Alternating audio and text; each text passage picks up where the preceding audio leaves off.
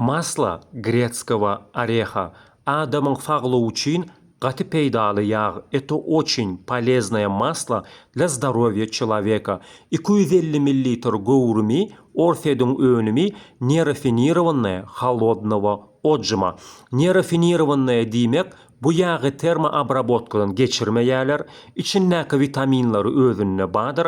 Холодный отжим soğuk sıkım ya da başgaça birinci sıkım bollugy. Bu yağın näme peýdasy wa? Kakao polza at этого масла. Diabetikler üçin gowy yağ süýjini gowudyp sazlaýa, artrit, artroz wa bolsa, stres, davleniýany peseltýä, beyni gowudyp işletýä, ukyny gowlaýa, demalyş ýollary arastalaýa, gastrit wa bolsa haýry derýä, düzümünde vitamin K wa, vitamin K süňkler dişler üçin peýdalydyr. Göz üçün haýry wa we zopdan kösenýän bolsaňyz щитовидка garşy haýry derýändir.